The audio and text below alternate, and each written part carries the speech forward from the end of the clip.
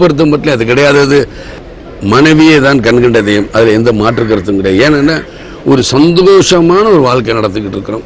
அது உண்மையிலே யாரு கண்ணில் படும், அடிக்கடி சொல்லாதீங்க என் மனைவி சொல்லி சும்மா சொன்னா இது ஒரு 4 பேருக்கு எடுத்துக்காட்டாக இருக்கட்டும். சொல்லாதேன்னு சொல்லாத. நம்ம இன்னைக்கு சண்டை இல்லாமல் இன்னைக்கு இருக்கிறோம். ஏன்னா நான் இருக்கிற துறை அப்படி. சினிமா துறையில் கிசுக்கள் அதிகமாக வரும். ஒரு மனைவி எப்படி அண்டர்ஸ்டாண்டிங், அது படித்த பொண்ணு. சில நேரத்தில் பார்த்தீங்கன்னா நீங்கள் காதல் காட்சின்னு எல்லாரும் கட்டி பிடிச்சிட்டு நான் கட்டியும் பிடிக்கவும் மாட்டேன். எனக்கு அது இயற்கையாகவே பிடிக்காது. என்ன கட்டி பிடிச்சி என்ன பண்ண போகிறோம்? ஒரு காதலங்காதலையும் அப்படியே ஆடிக்கிட்டு இருக்காங்க. இதே அதிகபட்சம் சில நேரங்களில் சண்டை போடுறத வைக்கிறது. இந்த விஜயகாந்த் தான் அன்னைக்கு மதுரையில் விஜயராஜா நான் சுற்றிக்கிட்டு இருந்தேன். என்னுடைய அப்பா அம்மா பேர் ஆண்டாள், எங்கள் அம்மா பேர், அப்பா பேர் அழகர். இவங்களுக்கு நான் 1 வயசாக இருக்கும்போது எங்கள் அம்மா இறந்ததுனால சொந்த பந்தம்லாம் சேர்ந்து இன்னொரு கல்யாணம் பண்ணி கொடுத்தாங்க.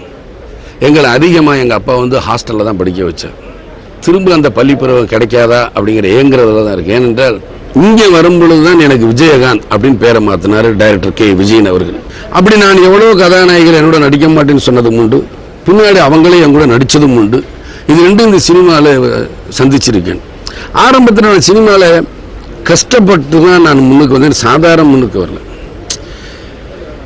எல்லாரும் சொல்லுவாங்க வெற்றி கிடைச்சோன்னா அதை படியாக்க. நான் தோல்வியை தான் என்னுடைய வெற்றிக்கு ஒரு படியாக அமைத்துக் கொண்டு நான் முன்னேறிக்கிட்டே போனேன். முதல்ல ஒரு 3 படத்தில் நான் ஹீரோவாக நடித்தேன். அந்த 3 படம் எனக்கு ஓடலை. நான் நடிக்க தயார். உங்கள் தயாரிப்பாளர்கிட்ட நீங்கள் போய் தெளிவாக போய் கேட்டுட்டு வாங்க, நான் நடிக்கலாமா வேண்டாமாங்கிற மூலம் முடிவு பண்ணிட்டு வாங்க. நான் சும்மா தான் இருக்கேன், படம் இல்லாமல் இருக்கேன், நீங்கள் வாங்க அப்படின்ட்டு. சினிமாவில் அந்த இடைப்பட்ட காலத்தில் ரைஸ் மில்ல இருக்கும் பொழுதும் நான் தொழிலாளர்கள் அந்த தொழிலாளர்களுடைய தான் பழகிட்டேன். ஏன்னா நான் தனிமைப்பட்டு எனக்குள்ள அப்படியே வந்துருச்சு வாழ்க்கை. மிகப்பெரிய கதாநாயகர்கள் பற்றின நான் போராடி வரணும்.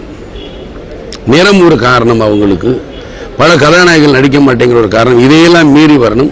அந்த நேரத்தில் ஈஸ்ட்மேன் கலர், ஃபியூஜி கலர் அப்படின்னா பெரிய கதாநாயகர்களுக்கு மட்டும்தான் எடுப்பாங்க. என்னையை வச்சு எடுக்கும்போது ஆர்வ கலரில் தான் எடுப்பாங்க. இதையெல்லாம் தாங்கி கொண்டு நான் நடித்த படங்கள் எத்தனையோ. அரசியல் கதைகளாக பண்ணணும்னு நான் வரல சார். விநியோகஸ்தர்களுக்கும் தியேட்டர்களுக்கும் லாபம் கிடைக்கணும், அது எந்த மாதிரி பண்ணணும், அப்படித்தான் நான் போய்கிட்டு இருக்கேன்.